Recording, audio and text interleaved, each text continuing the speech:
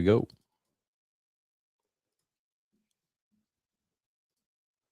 Welcome to Lighting for Profits. All light. Powered by Emery Allen. Here is your host, Ryan Lee. All light. Welcome to the #1 landscape lighting show in Waco, Texas. Holy cow, what's going on?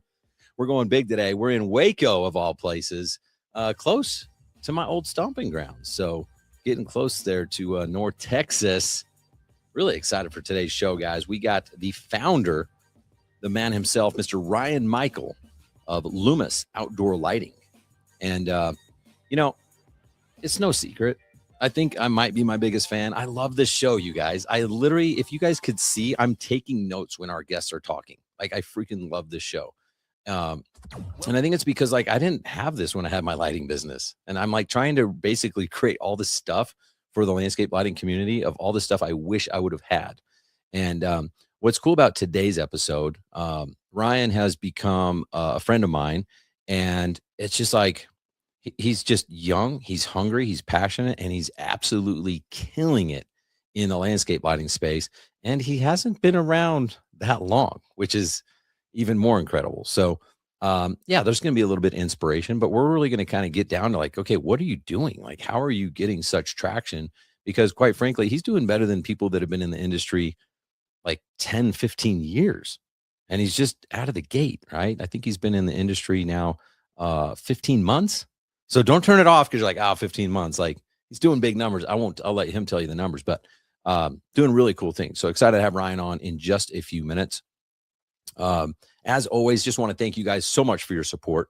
And then hopefully guilt or shame a few of you. If you have not given me a 5-star review, go ahead and do that now before we have Ryan come on. Apple, Spotify, 5-star review. It would feel good. Thank you. And I don't know if you believe in the law of reciprocity, but I do. So you actually get more when you give more. So if you guys want to hook me up a 5-star review, I'm not saying you will get more reviews, but you might get more reviews in your business too. So, but no, either way, even if you don't give me a 5-star review, still appreciate the support. This is such a cool show. We get to bring on different guests, different designers, installers, manufacturers, industry providers, like so many different angles, so many different things. So make sure you guys are picking something up on every single episode that you can help make your business better. Before we have Ryan on, I was thinking of something, and I was thinking, you know what the hardest part about growing an outdoor lighting business is? Well, it's growing an outdoor lighting business. It's just all hard. It's not easy all the time, but for some reason, you're a crazy entrepreneur. So am I. I can't explain why, but you have the bug, and it's like, it doesn't matter if it's hard. You just are addicted to it, and it's just fun. But the truthful part is, everybody that I talk to almost has one thing in common. Everyone loves designing, selling, and installing lights. Right. And some people like installing more than selling, and some people like selling more than installing, whatever. Right. But at the end of the day, like, that's kind of what we want to do. We just kind of want to, like, design, sell, and install lights. Right. That's why we're here. We like it because we do the project and the look on our customer's face. Like, that's really what we're going for. Right. And to be able to think, like, I created that, like, that's crazy. Like, that's amazing. Your house looks okay, but look at it now. It looks amazing. Right. But we just want to, like, get better at design, hang out with rich people.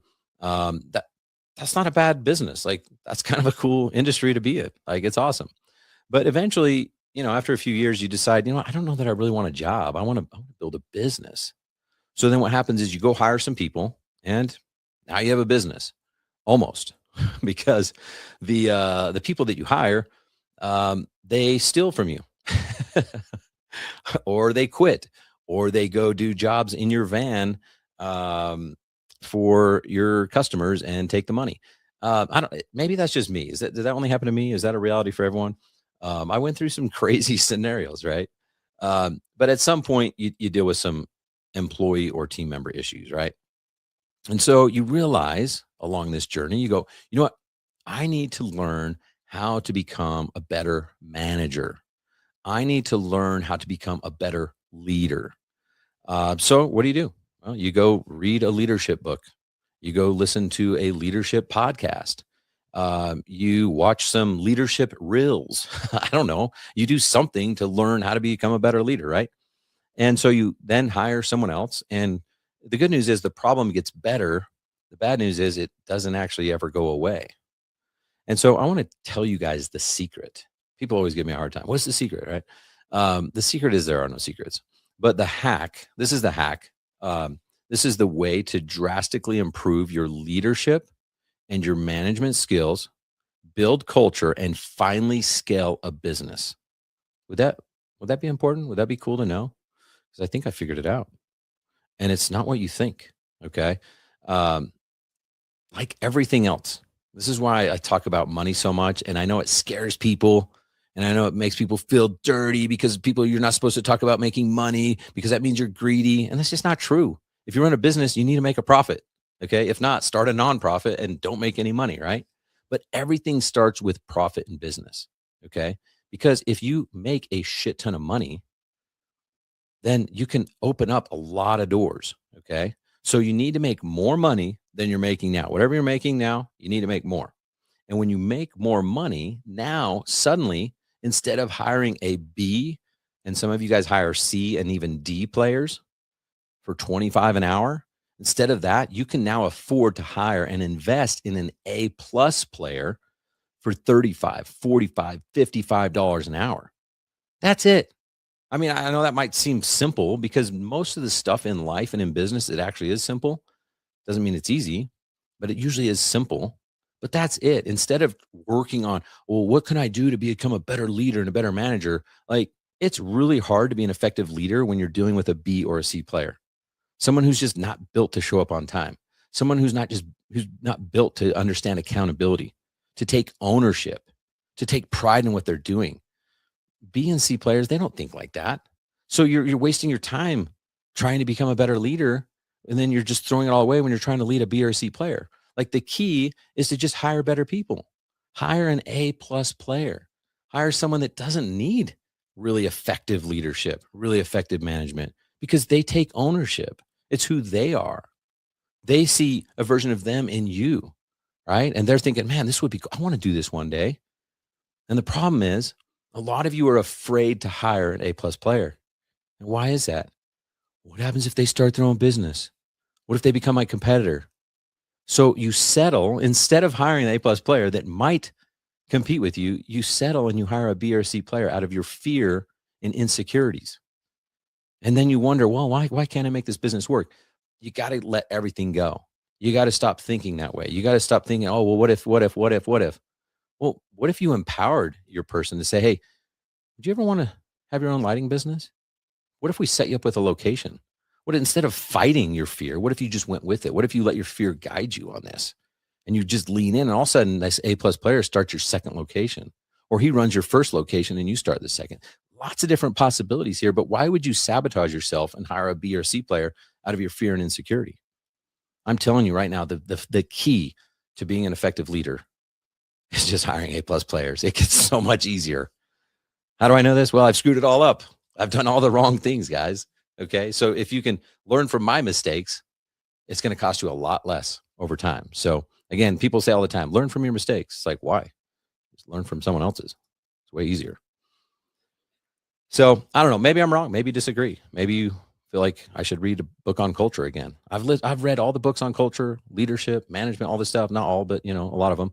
And it's like the only time I'm a really good leader is when I have really good people around me, because all those skills and strategies, they just don't work when the guy doesn't show up on time. When the guy's like, okay, and then just literally disregards what you say. So go hire some A plus players. If you need to burn the ship down, just start over. You might need to do that. That might seem crazy, but some of you guys need to start over. All right. Where are we at? Oh yeah. You know what? Forgot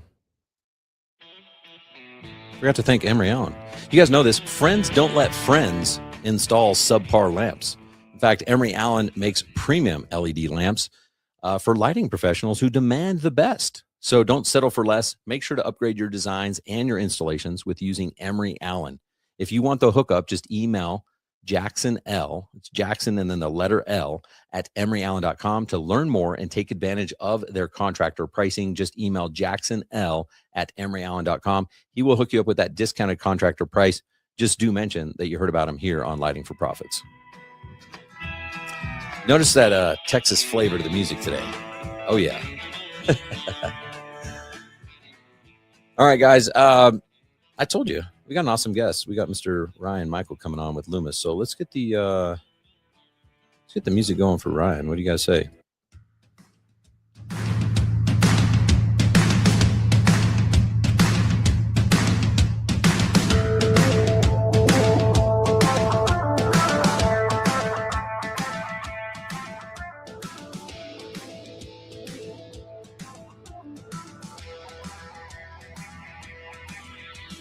Welcome to the show, Mr. Ryan Michael. What's up, Ryan? What's up, man? How are you? I'm loving life, man. Things are great. Thanks for asking. How are you doing? I'm doing great. I'm super thrilled to be here. Thanks for having me, man.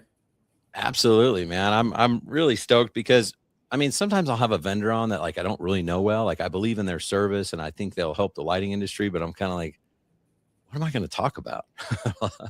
Where this is just like, man, I mean, we hung out at my house. You know what I mean? Like, this is just going to be a fun conversation. I think people are going to get a lot out of it. So thank you for taking the time to be here. Man, absolutely.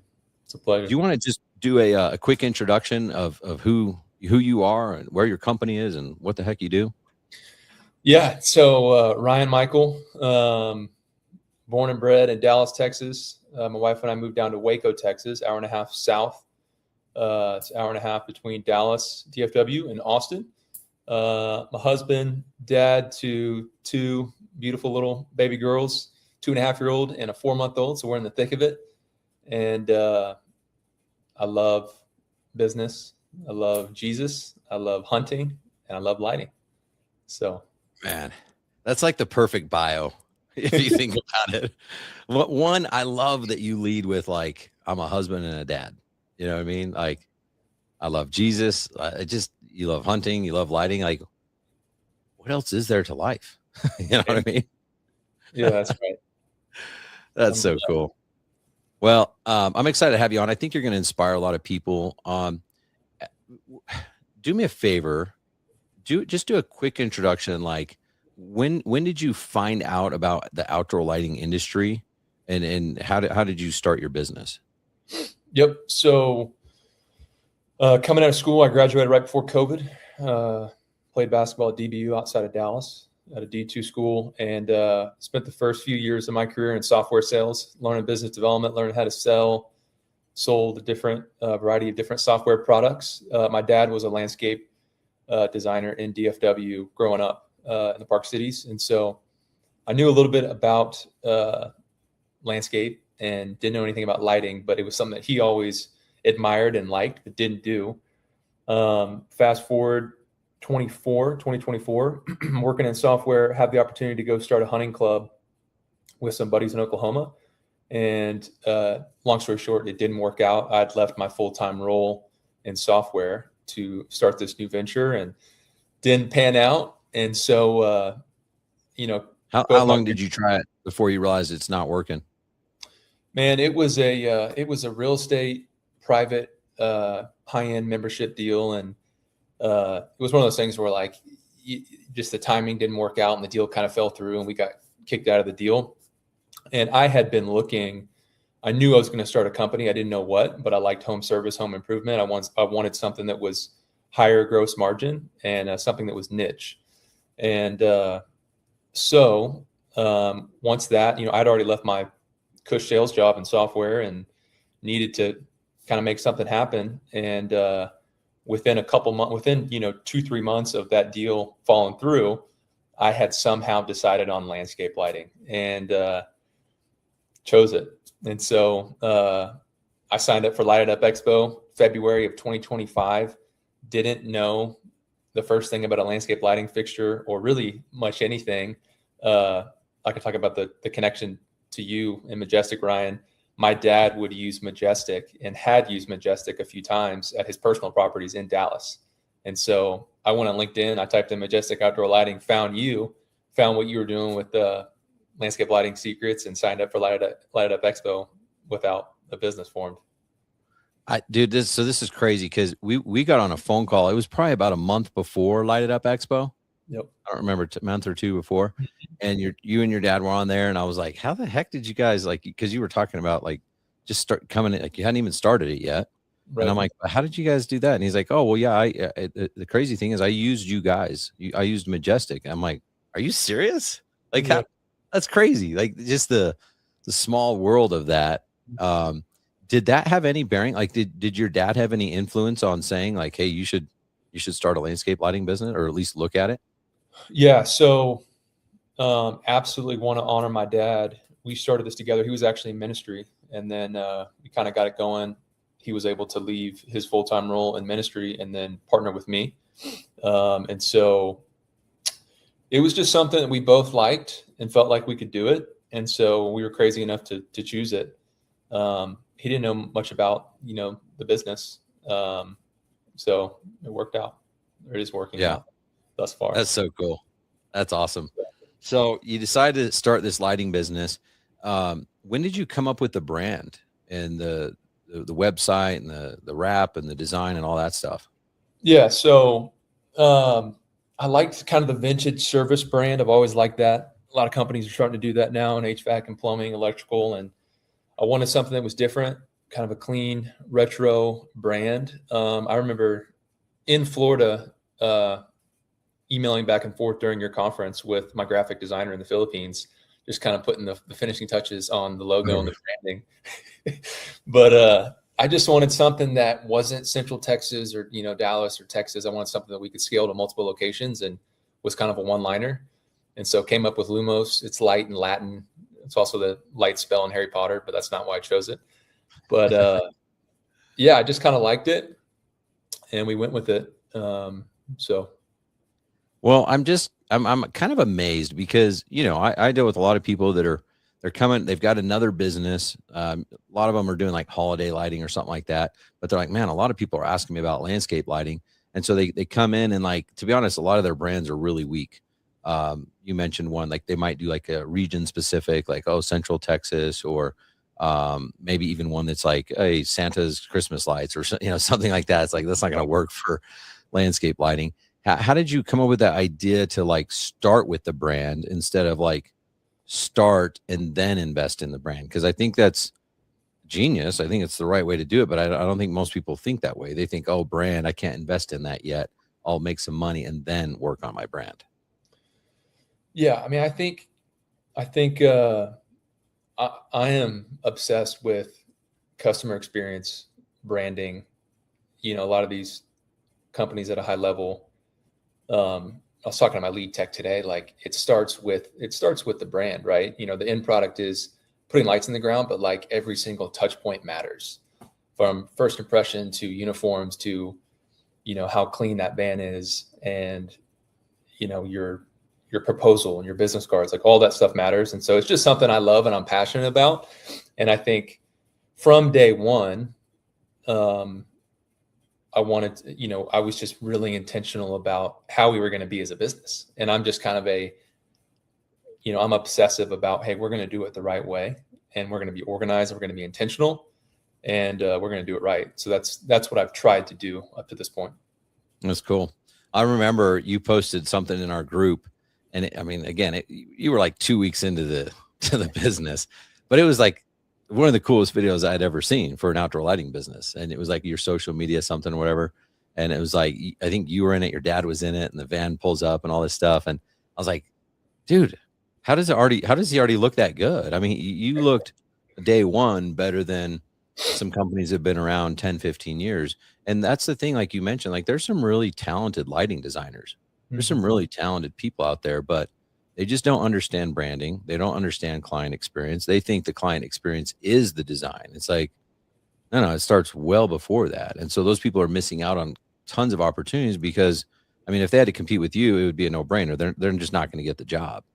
And so I'm hoping people are taking notes on that, to be like, hey, really evaluate your brand from the very beginning, because I could teach someone like the most perfect sales script in the world, but it's just not going to be as effective with a weak brand. Mhm. It's just not, you know.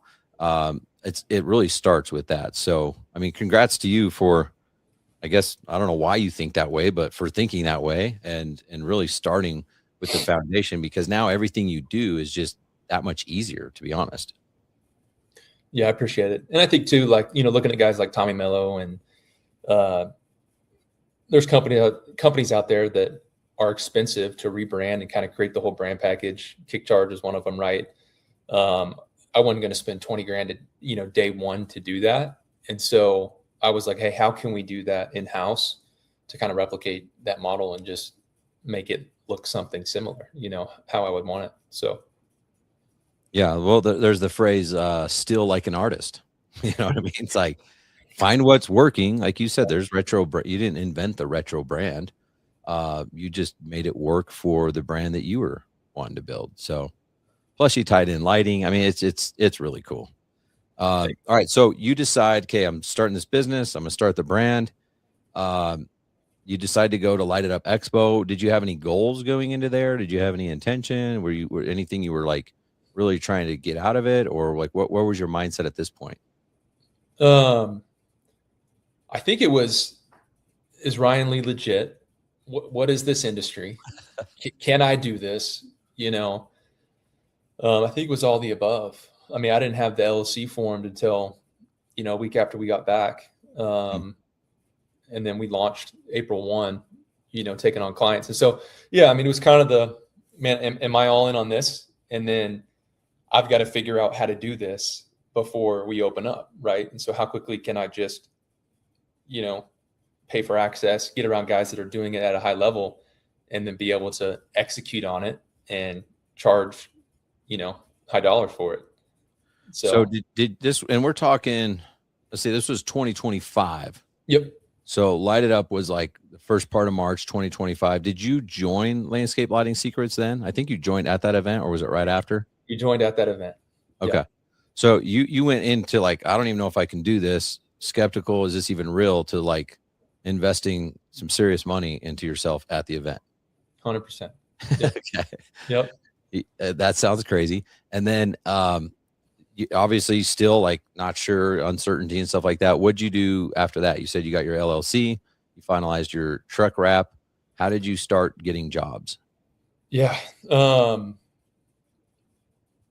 I think it really is such a mindset belief, right? I mean, it was just like, man, I can do this. Like, we're going to do this. And so I don't know if we're going to come in and do, $1 million year one, but like, I knew that I could get in front of people, establish trust. And I think I do naturally. I'm by no means, this is a different conversation, but like, I am not a world-class lighting designer. I think I'm good. I think I have a good eye for design, and I take pride in my designs, but I can sell, I can build trust, and I can get people on board with the vision and with the mission of what we're doing. And so it was come home, learn it, and started with me putting lights in the ground and just learning how to do this, doing a couple friends and families, doing my parents, and doing my house, and then it was go time to open up and launch. So you got some practice, did your own lights, friends and family. How did you actually start getting traction? Like, what would you do to start reaching out to people? Did you start paid ads? Was it organic, like knocking doors, talking to people that you knew? How did you get started? Yeah. I mean, we did everything. I think yard signs, door hangers, started posting on socials, got the website up and running to the best of our abilities. I think my goal was like, hey, let's get some portfolio it's like you're just starting, right? You don't even know what you're doing, but friends and family, just getting pitches, right? And just trying to get installs in and start to build the brand and start to really learn what we were doing, and tons of nighttime demos, which I believe in. And Did you have demos that you went and did and didn't close? I remember my first nighttime demo ever, right, with a guy in town. And I remember I probably came in way too high, but it was a $17,000. And And I was so nervous to get that number out of my mouth. I remember I was so nervous, and it ended up not getting that job. Looking back, I'm like, man, I should have put that in, for 7 or whatever. But yeah, it's just like, man, okay, what do we got to do to make this happen? And it was just, we are going to make this work.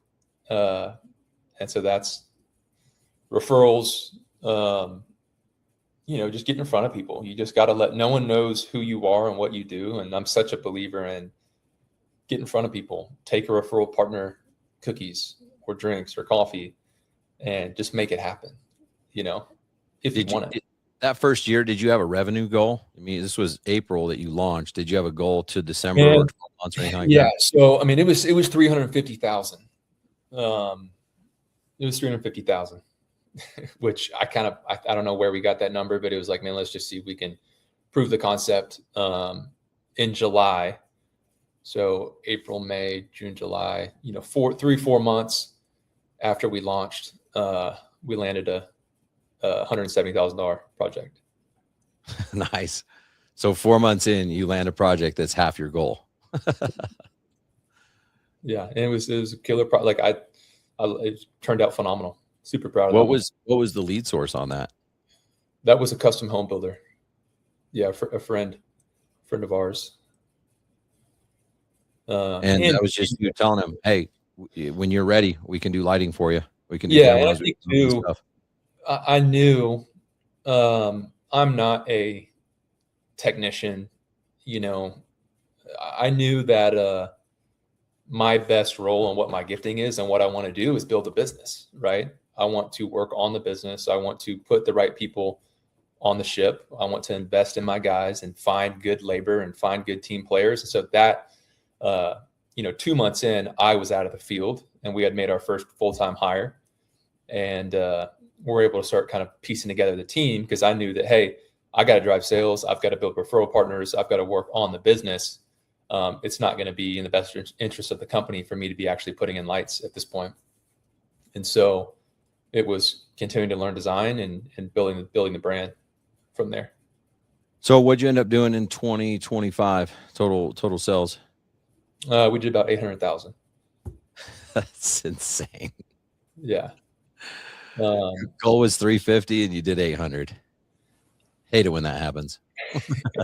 You didn't hit your goal. Yeah. And it's just, I mean, a lot of it too, the Lord's provision really is, and just waking up. I mean, I'm just, I'm such a believer in how can we get better today? There's always things to do, right, in a small business. And I'm doing stuff that we probably, shouldn't be doing at our size, but I just think there's always things we can be doing from a business standpoint to be better, to develop our installers, to build the brand, just little tweaks. And so that's what and we by no means have it figured out. I mean, we're at that phase now where it's like SOPs, right? It's all those things from ordering product to, binning projects to keeping guys incentivized to office manager stuff. We just signed a lease on our first, warehouse. So all those things. That's awesome, man. I remember at the last Secret Summit, it was like you and the boys, like Paul V and a couple other guys were hanging out. And I was like, all right, see you guys later. And then you're like, wait, we got a question for you. And I suck at hanging out. I don't know why. I'm just like, all right, it's 9:00. I'm going to bed, guys. But that was actually fun because you guys got me to stick around a little bit longer. And the question was, I think, no. Do you remember what it was? It was like on it was a spectrum. Design. Yeah, lighting designer or business guy. Yeah. Like what's more important on if you had to put it on the spectrum, like what percentage would you be sales versus design? And I think I was afraid of judgment because the first number that came to my mind, I was like 90% sales. Yeah. But I didn't say that. I said 75%. And then I was like, am I going to get backlash? Are these guys going to hate me because I'm anti-design, or whatever? And then I was like, all right, guys, the truth is I was going to say 90, because I mean, you're like witness of it. You know what I mean? Like you said, like it's not that you're putting in bad designs, but certainly you're only 15 months in. Your designs are going to get way better over time, you know. Um, and 10 years from now, of course, your designs are going to be better than they are now. You'll just know more stuff. You'll have more experience. But if you would have just focused as much energy and effort that you did on sales on design, there's just no way you'd be this far along. Right. Which is not possible. So I'm just a huge fan of it. It doesn't mean that I'm anti-design. It doesn't mean I don't think it's important. I just think if you're going to run a business, you got to focus on sales, and design can certainly support that, especially when you get into higher end projects and stuff like that, for sure. But the average, I mean, when we look at the average landscape lighting project, in the US, I mean, it's a $10,000-$12,000 job at most on average, so how good of a designer do you have to be to do a $10,000 job? Right. I don't know. I feel like you can only put so many lights on that, small holly tree. Right. Yeah. Shout out to Paul. That's my dude right there. Yeah. Paul, he got passionate about it. I do remember, where was he at? I think he was like 80 something, if I remember correctly. He was high on the sales. Where are you at on the spectrum? Man, I think it just depends on what's your goal. Like, what do you want? Right. I mean, I think I want to build a good company, or I want to build a big company. Right. We're going to be excellent. We're going to be great. But I don't want to build a $1 to $2 million a year lighting company. Right. And so, I think you have to run a landscape lighting business like a business. And I think you can absolutely have phenomenal designs. And, I think we do amazing work. I take pride in our work. It's really important to have that expertise and to be able to paint the vision and deliver on that. And so, yeah, I would say I'm probably 85-15, 90-10, My man. Yeah. You're worse than me. But I've got tons of respect for, all the lighting designer, all these amazing designers out there. Absolutely. So I learn from them every day. Yeah. Well, and so I've been in the industry 19 years, and I'm still learning, and like the first time I went to Illy, of course I learned stuff. Like, I don't know everything. How would I know everything? You know what I mean? So I think when I went there, my eyes were opened up. I'm like, oh, cool. And what's cool when you do learn design, like the Jan Moyer style, I mean, she teaches to put like 56 lights per tree. So actually, yeah, you're going to make more money if you're a better designer. You know what I mean? So that's where like maybe the spectrum shifts as you get better at design. But I think for people starting out, it's just, like there's people that focus so much on design because they have that artist side to them, where they're like, no, I want to be a true artist and designer. And I'm like, yeah, but if you don't make enough money, you're going to be poor. You're going to be out of business. So you owe it to yourself to make enough money to build a business that can serve people, that can really provide people with those high level designs. And that's why I'm so passionate about what I do, is because Illy's already there. You know what I mean? Like they're going to teach you all the stuff you need to know about design. What am I going to teach you that's better than that? So, but the problem is there's just so many talented lighting people out there that just don't know how to run a business, don't know how to charge the premium price, so that they can afford the A+ players that I was talking about, so that they can afford to do high quality material, high quality designs. And you mentioned it, like the high quality customer experience. A lot of these guys can't afford to answer their phone to take care of their customer, where when I answer my phone, I'm excited to talk to my customers. So, I just do. I think it's awesome. So you're only 15 months in. You've already passed the $1 million mark, which is freaking incredible. What if, obviously that sounds great, but what were some of the hardships getting there? And I know we're only 15 months in, you know what I mean? It's like, we'll have this conversation again, like at your 10-year mark, but like so far, this little infant 15-month-old, what would have been some of the things that could have put you out? Yeah, no, absolutely. I mean, it's certainly, I just want to keep reiterating, I I by no means have it all figured out, right? And we're gonna keep growing, and we're gonna keep getting better. I have no doubt about that. But it's challenging. You start a business from scratch. No franchise, bootstrapped. Um, you got to be optimistic, and you got to wake up and want it. And as people know who get into this industry early on, it's like the phone's not ringing. It's like they're not clicking on your website. And so I just remember days like, man, don't try not to get too low when the phone's not ringing. And it's like, man, we've got one project this week, or our next project's not till next Tuesday. And so that's challenging. And then I mentioned my dad and I started this together. I went through a buyout. We had another partner, which is a separate conversation, but one wasn't working out. And hindsight 2020, I would not have brought on an outside partner in this business. And so went through a buyout process for 6-7 months of that first year. And it was just grueling, right? It was just kind of like an anchor tying me down and really distracting. And meanwhile, trying to drive revenue and trying to grow and do all the things.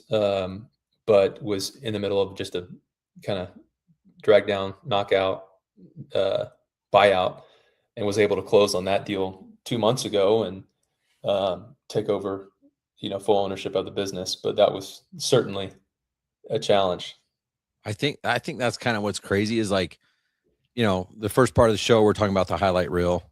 All the stuff I ever post on Instagram is a highlight reel. You know what I mean? Oh my gosh, look at me with my family. I'm not going to like film when I'm like arguing with my kids because not that I don't want to be authentic. It's just like, I'm a positive person. I'm an optimistic person. I'm just going to post optimistic stuff. Right. But the reality of the situation is it doesn't matter like how successful someone is. We're all human beings. We're all going through shit, Yep. And so to me, that's what's even more impressive about your story is like you were able to get to that 800K and now you're over 1 million, like going through some stuff that, let's face it, only a handful of people even knew about, you know what I mean? And so you're able to wake up, put on that face and like, let's go. Like we got big things to do. I can't let that bother me. You can only control the controllables. So well done on that. What would you do differently? You said you wouldn't have done a partner had you known what you know now. Yeah. Why did you even have a partner? What were some of your fears? Because what I want to do is I think there's people out there that are either, some people are in business now. I've talked to them and they're considering taking on a partner, like a financial partner. Yep. There's people that are going to start a business and considering partnerships. What have you learned through this process that you would either tell yourself or someone else listening? Yeah. I mean, I would say, and I'm not anti-partners, right? And there may be a world to get to where I want to go in this business that I take on, a partner. I think we have a little bit to go, things to figure out before we do that. But it is like a marriage when you have somebody else on that operating agreement and they have, equity in your business. You better be careful who you get in bed with. And I think in this business, because of what we do, you don't need a partner by any means to get started. And so I would caution anybody to really think through who they're bringing on as a partner and what value they're adding. And I think it's like, it's like if they're going to put in a substantial amount of capital at the right time, they're going to be in it with you in the fight.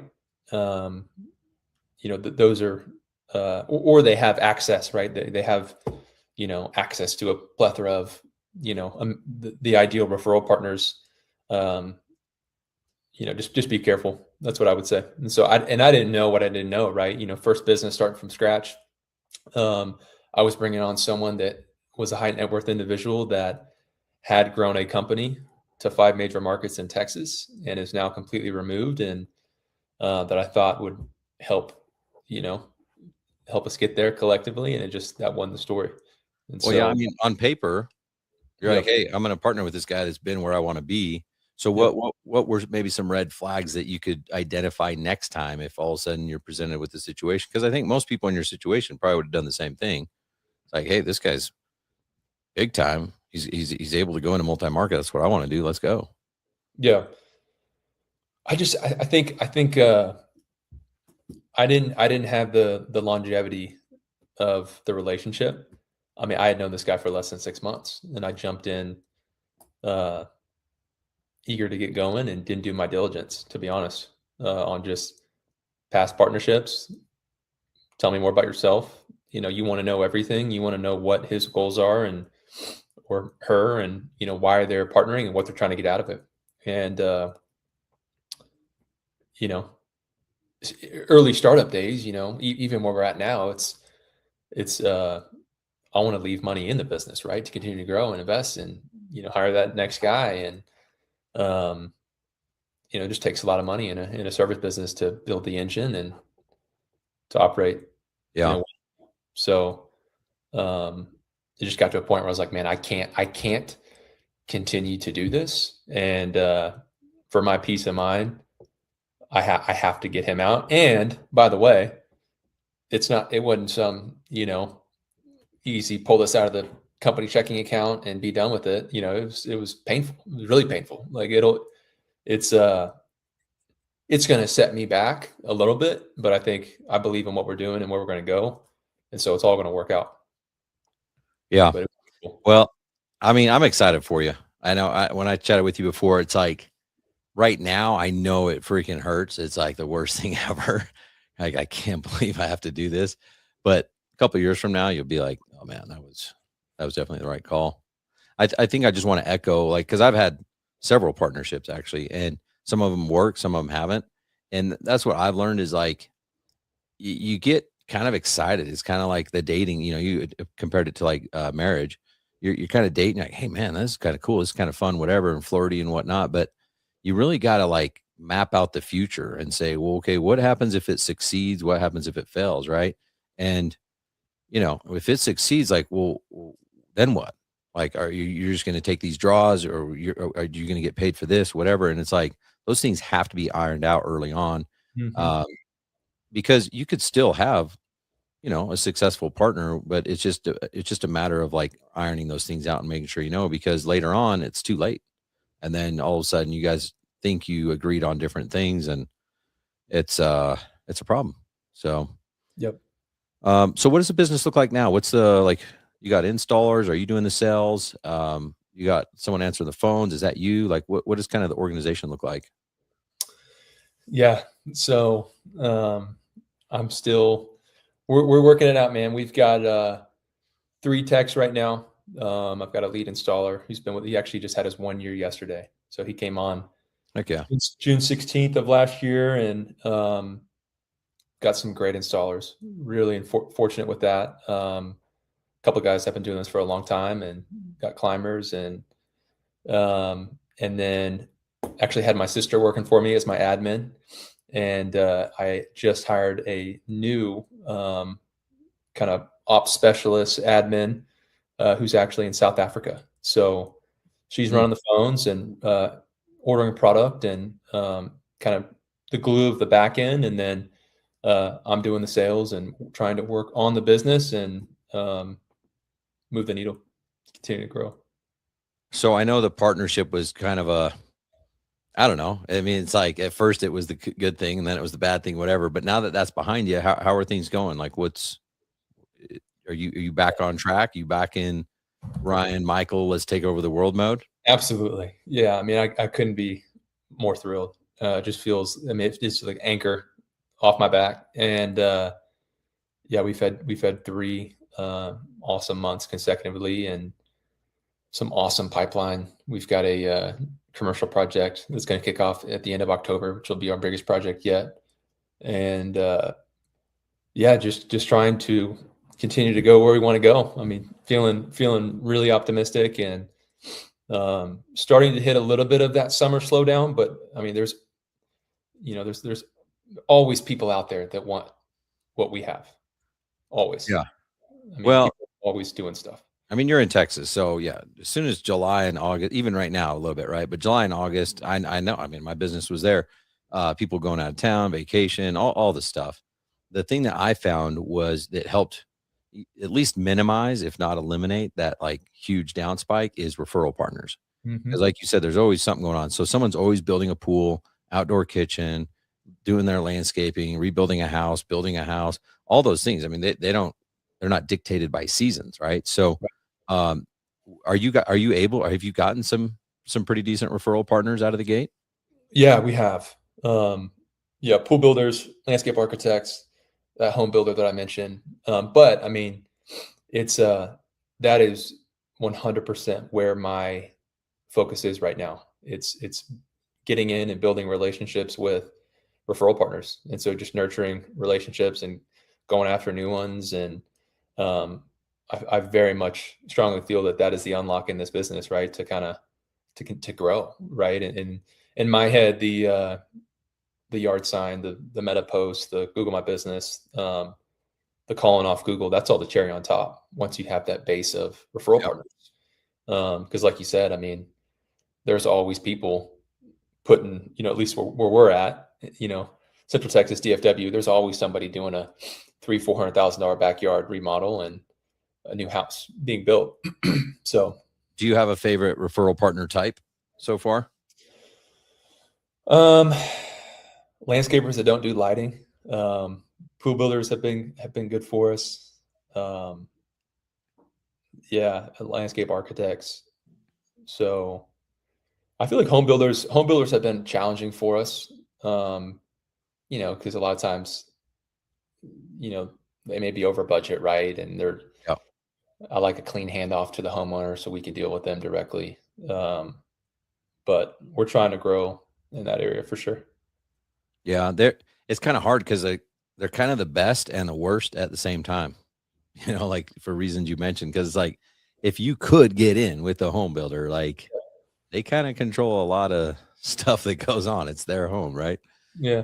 One thing that helped me was we would just let them do their thing, you know, and they would sell the house and they do all the things and all whatnot. And then we finally figured out this method where the home builder would, about a couple months before, usually before like the driveways are getting poured, the flat work and stuff, they would just send out an email that said, "Hey, as we near the completion of our project, a lot of our customers previously have asked about outdoor lighting. If that's something you want to do, we can introduce you to Ryan with Lumos. He's our lighting specialist. And that way, if it's something you guys want to consider, I mean, they can even do free demos, stuff like that. So super like soft intro. Mm. And then a lot of times that customer would, and he would copy me, right? So then they would reply and say, "Oh yeah, like let's do it. Let's set up an appointment or whatever." And if not, then at least I had the email and then I could follow up with them. But that worked really well Good. for home builders instead of like trying to get it within the project or within budget or anything like that. Because I learned that the homeowners have different buckets. And so if they've already spent 2 million on the house, like, well, even if they had a $2 million budget, they probably spent 2.4, right? They're already over. So they're already depressed and they don't want to give the builder more money, but that doesn't mean they're broke. They're still going to go buy a $500,000 car. So we just have to create a different bucket and be like, "Oh, you should just use these guys." And so Absolutely. now it's not the builder doing it, it's Lumos. Absolutely. I love that. So how much of your work, I know you're in Waco. I feel like the only thing I know about Waco is the reality show. And then when I would drive through Waco to go somewhere else, like to go Yeah. to Austin or San Antonio. But I mean, how big is it big enough? Like, do you guys do lighting there? Like there's people spending money We do. landscape We wise? have some phenomenal customers here. Yeah, I mean, population of Waco is 185, 200,000, right? I mean, so it's a small town on paper. Um, but it's a growing city in Central Texas. There's a lot, that is coming to Waco, and Baylor is here, and big university in Texas. And so yeah, and I think too, in my head, I knew that Waco was kind of almost the prove the concept, right? Get good at what we do, and that we would also focus on growing our business and footprint in Dallas, where I'm from, and so we absolutely, you know, uh, we'll be there all next week doing projects, but we serve DFW and have done some awesome stuff in Fort Worth, um, and so I would say we're probably 60-40 Dallas to Waco right now, as far as revenue. Okay. But very much, I very much focused on continuing to. No one is doing what we do in the Waco area. We've got some great companies in Austin, and we haven't traveled down there, but we're an hour 30 from Dallas, and so we're very much serving both markets. You said you got a big, or I guess it sounds like your biggest project coming up. It's commercial. It's in Waco. It's in Waco. Mm-hmm. Yep. That's cool. Biggest project in Waco, Texas. Yeah, and I think we've done some awesome projects here. So, it's getting Waco is growing, and I'm very optimistic about the next 5-10 years here. Yeah, well, it's good timing for you. I mean, establish that footprint, and in my opinion, I pick on the small towns. I probably shouldn't. I mean, but I do. But it's almost like if you can prove it in Waco, then I mean, like you said, it's a couple 100,000 people. There's just so much more opportunity in the Dallas-Fort Worth area. So it's like, hey, if I can do this here, I can do this anywhere. 100%. Yep. As you've kind of grown, what is there anything that you've picked up from someone else that you feel like has had a pretty big impact on the way you do things, or some of the success that you're having? As far as in the community, in the lighting world? Yeah. Or just lighting or outside. I mean, could be from another industry. Yeah, I mean, I would think too, back to your question of what's contributed to y'all's early success. I mean, your program has been pivotal, right? We wouldn't be anywhere close to where we are today without it, and just the community. And I love being around guys in this space and just learning from guys that have been doing this, and have formed some awesome relationships. Paul Val, all types of dudes. And so that's been huge. Trying to think what else. I mean, I just love general business content in general. And, Josh Latimer has been a big inspiration. I've taken stuff from him, and I found out about him that same day, and it lighted up. But yeah, I think that's cool. What comes to mind. Ton of different sources. What I mean, maybe you said it, but I'll ask you again. But what is your favorite part of Landscape Lighting Secrets? The community, hands down. Yeah, just I think the magic happens. I'm super excited about Secrets, but I think getting in the room with guys, we see their brands and we see their projects, and just getting to know them, hear their story and what they're doing that's working, and coming home and implementing that. I think that is the secret sauce of Secrets. So yeah, it's interesting you say that, because when I started it, I didn't realize what was possible. I mean, I didn't know what I didn't know, right? So I thought I was starting a training platform. It's like, here's some scripts, here's some tools, here's what I did in my business, just do that, right? And that's what it was.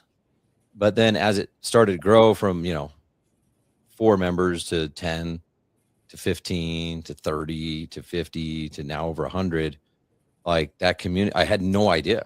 I didn't know what community was. I'd never been part of a community. You know what I mean?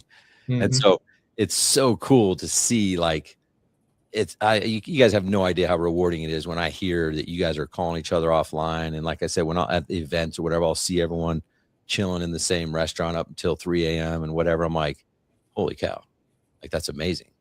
And I had that epiphany of like, man, this isn't about I mean, yeah, of course we want to provide training and stuff like that, but it truly is about, surrounding yourself with other people that are on your same mission, that have big goals, big dreams.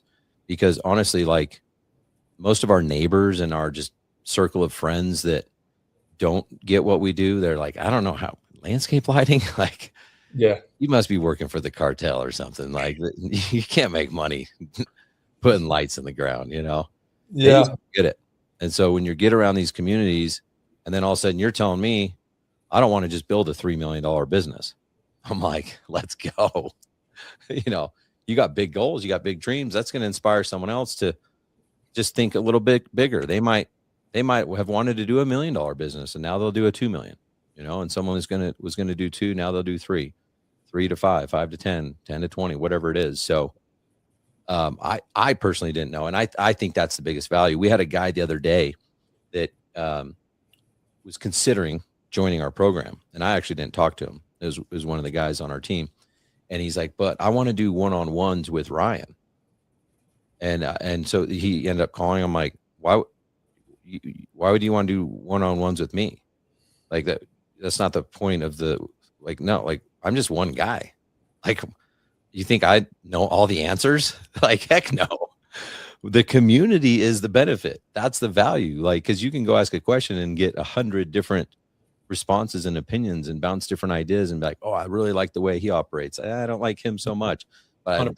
like to hear whatever. So yeah, it definitely is about the community. It's not about getting a one-on-one. It's not about that at all. It's about surrounding yourselves with other big thinkers. And the first time I'd learned that you could do a $500,000 lighting project was when I met Greg Matthews. And now I heard he just told me he did one over $1 million. Like, holy crap. That's awesome. Yep. Absolutely. That's cool. Well, all right. Is there anything else? Did we cover everything? I feel like we kind of got everything on my mine. Oh yeah. What's been kind of your average ticket? Like, are you doing, $10,000 jobs? Are you doing $50,000 jobs? You said you had the big boy, which is sweet. Yeah, we let's say man, our average ticket's 12,000 right now. We had a $55,000 or $50,000 deal come through yesterday, residential home. So heck yeah. But I'd say anywhere from 10 to 15 is our average ticket. Okay, very cool. Yeah, I feel like that's pretty normal. I mean, that's like an average lighting job, and then you get the big boys. You get the 50s and the 100s and stuff like that. So,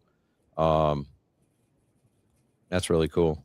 Well, I guess just to wrap it up, is there any advice that you'd give your, younger self 15 months ago, or to someone who's listening, who's maybe, because we have people that listen there's people that are like still thinking about starting a lighting business. There's people that just started, they're stuck at 200K. There's people that are doing $1 million, but they've been stuck there for a while. There's a lot of people, at that like 400 to 700K, and they've been stuck there for years, and they're not going to do anything else unless they change something. Mm-hmm. What advice would you give? I would say your mindset and what you feed yourself is everything, and then get around big thinkers. That's something that's been so encouraging for me. Is I'm trying to think through, and I've got to get there. Of course, I've got a long way to go, but how do we build a 10, 15, $20 million lighting business, lighting and outdoor audio, and I think it's possible. And I don't know anybody that's doing it, but I want to do it.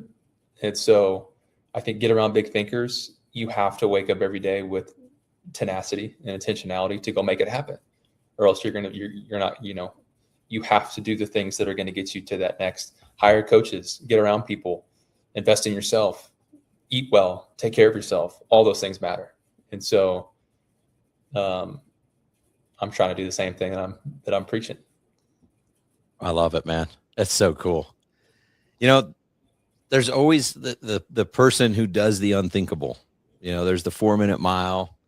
There's the person who invented the light bulb. There's the self-driving cars, like all this stuff. So that's my vision too, man. I love it, because there's so many people that have been in the industry a long time that just don't know what's possible. And we have proof from other industries that, I mean, even in the HVAC industry, they used to just have like $1 million companies, and now they have $100 million companies. Like, that doesn't even make sense, And so it's just going to be so cool to see who it is that breaks the 4-minute mile in the outdoor lighting industry. It's going to be cool. Come on. Let's go. Well, I want to give you a public shout out. You were at my house last year. We did it. I think it was one of the we had a training at my house, and you're like, come on, let's go for a run. I'm like, oh yeah. Okay. Let's go for a run. And it was hot outside, and we went running, and man, I just freaking loved it. And then just hanging out at the house, and it really inspired me, because, you mentioned your favorite thing about Secrets is the community. And we're really doubling down on that. We're really like making sure that like we're giving every opportunity to build community here. And so after that run, and just like, afternoon, evening hangout sesh, I was like, we need to do this more often. And so I decided I'm going to invite people to my house. And so this year we did it. We did our first one last month. We got another one coming up next month for our Friday fly-ins. So we should call it the Ryan Michael Friday fly-ins, because you were definitely the guy who inspired that. So thank you. That's a blast. No, yeah, that was super fun. That's what it's all about. Just getting together in person, and that's so fun. All right, man. Well, I appreciate you coming on the show. Thank you so much. And seriously, congrats on your success, man. You're just getting started, though. I'm excited for you. Yeah, I don't know if we can call it success yet, but we're working. You're there, man. I appreciate it. Hey, if people want to get a hold of you, to hire you, work with you, partner with you, whatever it is, what's the best way to do that? Yeah, you can find us on Instagram, LinkedIn. You can find me on LinkedIn, but Blue Most Outdoor Lighting, Facebook, or find me personally. But yeah, happy to chat with anybody. Love connecting with folks, and so reach out. Would love to connect.